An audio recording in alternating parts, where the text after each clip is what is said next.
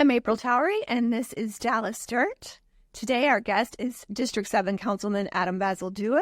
He is the chair of the Quality of Life, Arts, and Culture Committee, and he was elected in 2019. And thank you so much for being here today, Adam. Thank you for having me. Can we call you Baz? Yeah, absolutely. Okay. Everyone else does. Okay, so what are the boundaries of District 7? They start from the South Cedars, right south of downtown, all of South Dallas proper and Fair Park neighborhoods, down to Joppy, our oldest standing freedmen's town in the state, actually, along I-45. But then it goes along Interstate 30 to the Mesquite line. And I've got parts of Pleasant Grove, all of Buckner Terrace. And then what I call the shark fin of the district is the part north of 30 that is in District 7. And anything that touches the Mesquite line and is east of Ferguson Road is essentially in District 7 as well. Tell me what you're hearing from your constituents. Yeah, I thank you for the question. I think that Forward Dallas, unfortunately, has been met with a lot of misinformation. And so I've been having to really sift through and kind of nuance with the constituents that I'm hearing from that I believe are pretty off base and even understanding what the plan is or meant to be versus that some more productive or constructive feedback on the plan itself. The document itself is not zoning, and that's something that is extremely important. I think that the timing of the 5-signature memo to discuss some gentle density options just made things a little confusing for a lot of people. But what I could say definitively from those who are even on the side of perpetuating the misinformation sometimes, that the overarching message I'm getting is it's about design standards. You know, the protections that people want in place really have nothing to do with the dwelling type. What we need to address, actually, it needs to be addressed now. Because if someone purchases the home next to you and flips it, as we see happening in every neighborhood across the city, these McMansions that are coming up, that are towering over, that are changing the aesthetic appeal of a neighborhood, those are the pieces of feedback that I think have been most valuable because, you know, maintaining pitched roofs, maintaining standard and aligned setbacks for yards or compatibility in the city. Those are things that I think that are really desired. And it's unfortunate sometimes because that misinformation has steered us away from how we can accomplish that instead of that these are the things we need to be talking about. Well, so why do we need a comprehensive land use plan? Well, I mean, I think that it's important. We have antiquated zoning for sure. But how do we address zoning holistically if we don't have a plan, right? This is a map. This is a guiding map, but it's also a working document. And our city needs to look at this as a working document. This is Forward Dallas 2.0. If you look back, especially to all of the fear, I hope it can pacify some of the fear when it comes to it correlating to zoning changes unilaterally. Look back when Forward Dallas 1 was passed and how much zoning change happened holistically and subsequently because of the plan. It didn't. You know, zoning changes still have to go through a process, and there's built-in even state legislation that's going to dictate how that goes, and there's always going to be an opportunity for the community to weigh in on specific zoning changes that are going to take place. But to think that you could even look at potential zoning changes or look at different land uses without a roadmap, to me is just not doing our job, you know, and we need the roadmap. And again, it's a guiding document and it should evolve with our city. With that said, our city has changed significantly since the first plan was adopted. And we have to be ready for the trajectory of where our city looks as it's going. And so that's what I think is most important, is for us to realize that nothing is set in stone. And a plan helps us guide going forward. The growth opportunities in each neighborhood throughout the city are going to vary. So it's important for us to have feedback and opportunity, a vessel to hear from neighbors. Buckner Terrace, for instance, along Samuel Boulevard, it's prone for retail. It's also prone for more dense opportunity. It's a main corridor, and it's right off of the highway. It lines traditional single-family neighborhoods that were built in the 50s and 60s. That's what we need to be focusing on, is how this can really be used with a scalpel to create a plan. Okay, so kind of a what should go where, like the place types I was talking about. And you mentioned the now infamous 5-signature memo. Yes. And so tell me what that is. I know I wasn't going to go away without you weren't. As soon as, like, a light bulb went off as soon as you said that. And your name is still on it. It is. Correct. Okay, so tell me what that memo is. Well, I think the memo is us being a little bit more forward-thinking on what that could look like. I think that these discussions are important. In fact, if you look at the memo, it clearly articulates that this was meant to pose a discussion. It also clearly articulates that there are several different solutions that we'd like to be explored and their impacts on current zoning. So the fact that there's this notion that there's anything nefarious beyond what is written on the word. Words matter. And I think the memo is very clear with what we were looking to accomplish. And I still think that the conversations need to be had, especially with Forward Dallas. I mean, they're two separate things, and I think that that's a part of what has caused some confusion. So I'm okay with the fact that we've had council members that have pulled back to say, let's have this Forward Dallas discussion first, but then we need to take up this at another time. Maybe we don't need to throw too much out there for those who aren't watching what happens at City Hall on a daily basis and not confuse the public. So I do still have my signature on that memo, and I do still stand firm that it's a conversation that we have to have. The reality is as I mentioned to you, what's happening now is already happening with these McMansions. What are we talking about here if a structure that could be aesthetically aligned to your community, that may have two families living in it, but is much more of a match than what we see going up now that we've put no protections in place? Are we talking about the fact that we only want one family living next to us? Or are we talking about preserving single family aesthetics, structure? Because I believe that both can be accomplished if we actually know what it is that we're talking about. And I unfortunately think that sometimes the narrative of what one of my least favorite quotes is the American dream, because I don't know what that's supposed to be, right? My grandmother raised my mom in an apartment in Oak Cliff. I was raised in a duplex in DeSoto. And I don't know why my childhood was any different than people actually in the same neighborhood that my duplex was in, that lived in a single family dwelling.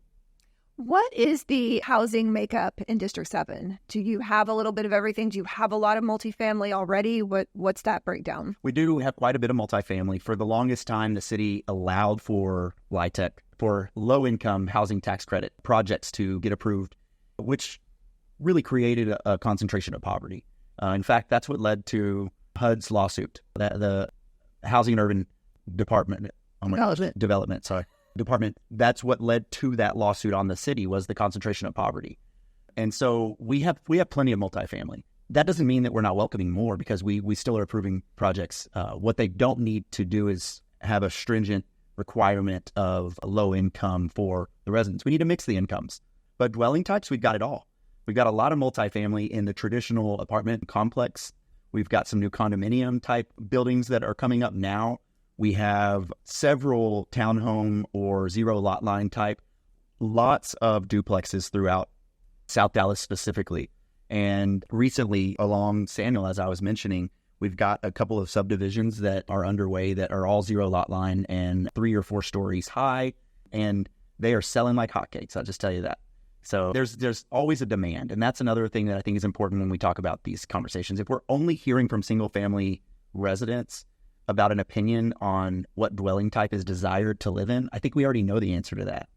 What we're not hearing from is the people that are waiting on wait lists for these homes to be completed, for their family to take their first purchase for their home that they don't want a yard with, right? That they are looking for a community pool or some type of community-centered feel that these neighborhoods are coming in with. So it's just important to realize, with such a vibrant and diverse city, we are never going to be able to come up with a solution that is a blanketed solution that's going to be desired by everyone. So we have to be cognizant and considerate of the diversity that exists in our city. What is the name of the development? I think it's called Bonton Farms. Is that in your district? Tell me about that. I think that's pretty cool. Bonton Farms is incredible. I mean, they're a lifeline. In fact, it started as a second chance opportunity for convicted felons to get back to work. And it was going to couple that need with combating the food insecurity that so often is correlated to concentrations of poverty. Without having any grocery stores or places to get produce, specifically down in Bonton, I mean, they're truly in a food desert without Bonton Farms. You know, I taught at Wilmer Hutchins High School, and a lot of my students were from Bonton or Joppy, and they would often come to my class with their breakfast from the truck stop on 20. And it was an eye-opener to me. In fact, it was a conversation starter that I ended up just putting a basket of fruit for my students when they came in. Slowly but surely, they stopped stopping at TA. And they were excited. And they actually started getting excited about, what kind of apples are these? I've never had these before. And were really open to, and I said, this is about access. It's not about the kids wanting a honey bun and a bag of hot Cheetos. This is about the fact that they don't have an option to get a Honey Crisp apple, right? And that was a big lesson to me. So Bonton has started in that format, something that it was great need, but then they realized that there's a housing need, especially for those who they were employing who had run into an inevitable roadblock as a formerly incarcerated individual in getting housing. So then they came up with housing solutions, and there are shipping containers on site for those who work on the garden that live there. They also have some tiny home concepts, and we're slowly starting to look at options on how things can be replatted to offer some of these communities. But since then, it's evolved to not just having a marketplace to buy the food that they're growing there. They have a full restaurant, entertainment place. A lot of fundraisers happen out there from nonprofits in the district. And then most recently, we've approved a medical clinic down in Bonton that's also closing in the health disparities that exist in Southern Dallas with Methodist. That's awesome. So you could live there and have all your needs met. And what's unique, actually, is Bear Street down in South Dallas. A lot of people only know it from what they know of Bonton Farms, because they've definitely created a name. And you go there on the weekend, you see people from all over the city, and I love that. But Bear Street used to be somewhat of a Beale Street, if you will, or a main drag of the affluent Black community in South Dallas once they were pushed out from State Thomas. And there was vibrancy that lived there. There was live, work, play type of an atmosphere. They had grocery stores. They had resources for the community, health resources. And so we're getting back to, it's funny how you see history somewhat repeat itself. Yeah, District 7 is almost like its own little city over there. And you've got Fair Park and some entertainment venues. You've got, this diverse mix of housing, diverse mix of population, really. Absolutely. Which is cool. Probably a really good place to raise your kids, I would think. So. I would say so. And I'll brag on my constituency. There's a uniqueness, and it's something that I was really excited to actually bring to public office. And it's about life experiences. And when you hear from those with different life experiences and hearing the feedback and how that varies, you realize how much those life experiences matter. And one example I'll give you is every year when we have budget talks, I hear from staff actually that will come up to me and say how refreshing it is to hear from District 7 residents.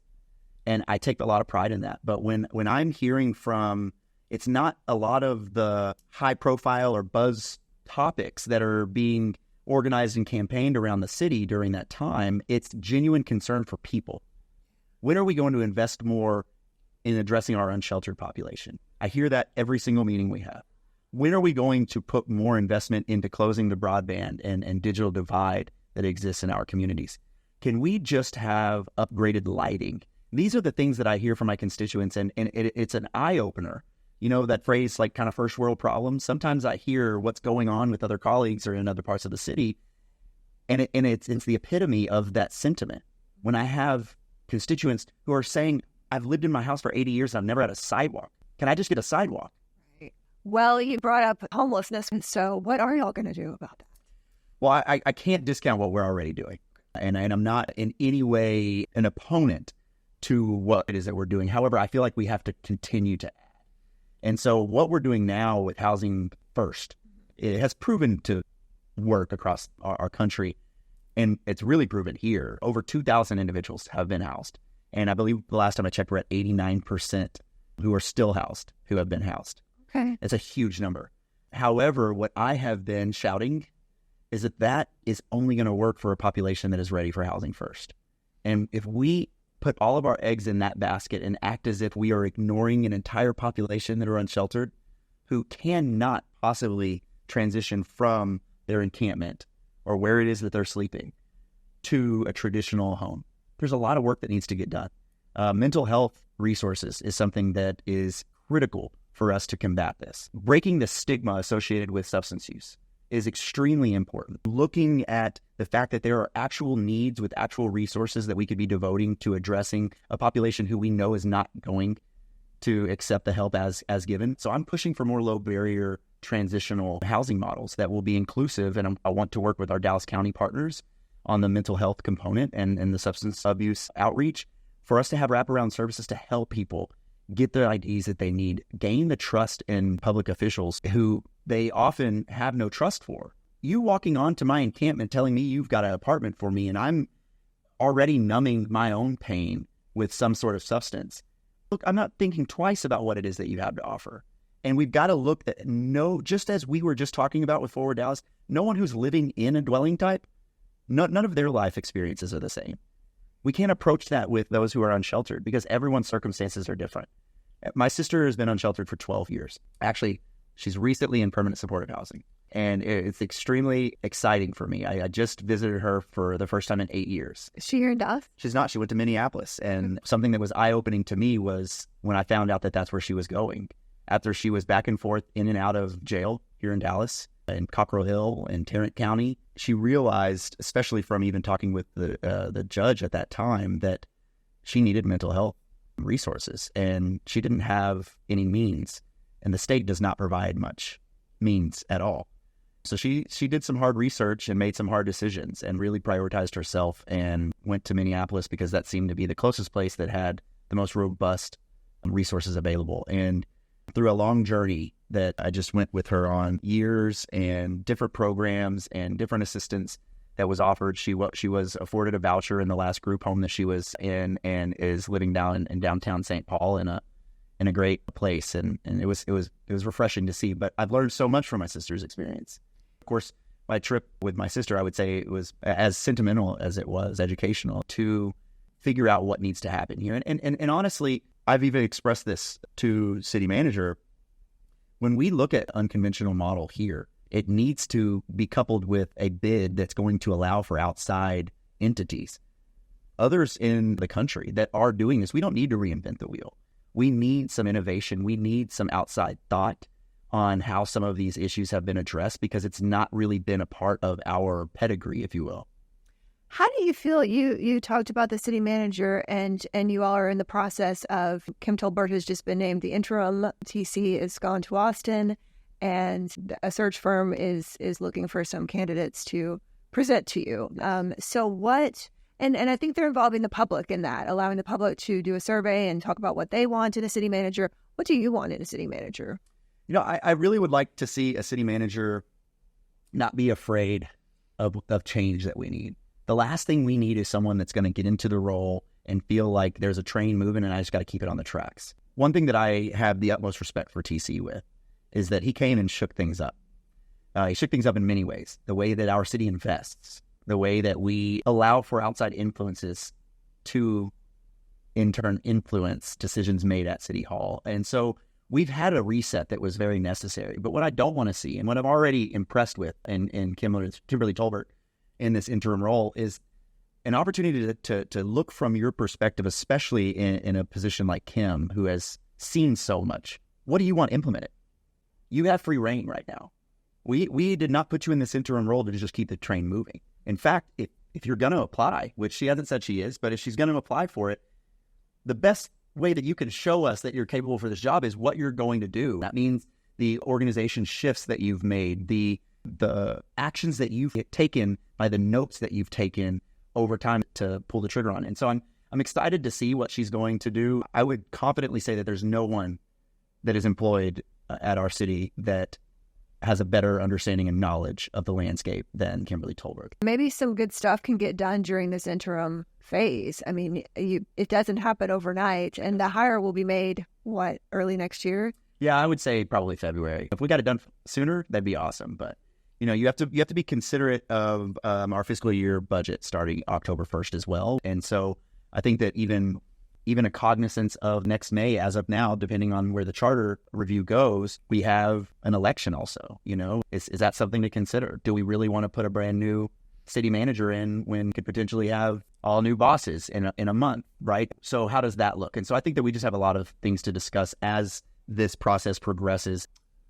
This time is flying by, and I want to talk to you about the industrial development. I want to talk to you about Watermark. Well, let's talk about Watermark. So that was one of our most clicked on stories. Wow. I mean, and I think just because the word megachurch was in that. Sure. But we got a lot of attention and a lot of feedback around that. It's also a unique story because it's got constituencies in both North and South Dallas. Oh, you're right. And it's sort of well known, So tell me about that project. What was the plan? So the plan lacked some specificity, but that is where the issues came in the community. I think that there's a large concern that there may be a residential component. I do know that there were some things that they wanted to do that they were clear about. And that was like bringing in maybe some type of grocery component, making it so that their mobile medical unit that they have that offers, it's a great resource for medical care in the community. But they weren't allowed to have that clinic inside because of the way that its land use was defined. So I can't really give you the best depiction of what that plan looks like other than what we were told, and there was going to be some robust opportunity for more services that they already offer there. They already, even with the denial, are still able to continue their church services and the outreach that they have going on at the campus. But what went off there? Like, how come that didn't work? I think that the team there, specifically Reverend Marvin Walker at Watermark South Dallas, and even Carson with the CDC, I think that they did a lot of what is expected through that process, which is earning that trust and relationship with the community through the process. I think that there was a disconnect with some of the senior leadership of the church entity in North Dallas that wasn't necessarily as granular in building relationships. But when big decisions were being made, they were at the table.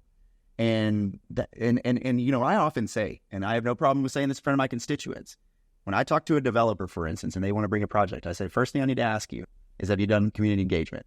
And I want to ask you with the context that there's community engagement and there's South Dallas community engagement. And if you don't know the difference, then you haven't done it. And that's how I approach almost any time I have a new project come to me, because South Dallas is resilient, but they're resilient because they've had to stay vigilant. And there have been time and time again where they have been taken advantage of. There have been time and time again where their leadership has been complicit in them being taken advantage of. So the guard is always up. And I have to explain that to anyone who I'm, giving those marching orders to. Their guard is up, but rightfully so. I'm not making any excuses for what it is that they're doing. There's reasons behind it. So you have to at least understand that context enough to know that you want to be a part of this community, which is going to take some due diligence. So that, I think, posed a lot of why there was opposition from the community. Do you have any insight as to whether they are redoing this plan or they are continuing to work on it? Yes. In fact, my office just participated in an event that they had at Watermark South Dallas. We're still in communication with them. We are waiting for them. I had a meeting with them a few weeks ago to just kind of see where we were. And so I think right now we're just kind of at a reset to figure out how that relationship can continue to grow. Oh, this is one of my favorite quotes from you. But so South Dallas is not Southern Dallas. South Dallas is not Southern Dallas. No, South Dallas is a neighborhood. Southern Dallas is anything some people would say south of the Trinity, but I am firm that it's south of I-30. And the reason I say that is South Dallas is technically north of the Trinity. Okay. So, no, South Dallas, it's very frustrating, I think, for many residents, for myself, and Dallas Morning News specifically hears from me often, because if I see a headline that it could be something over off of I-20, for instance, excuse me, that is Southern Dallas. That is not South Dallas. And my residents actually would appreciate the clarification there.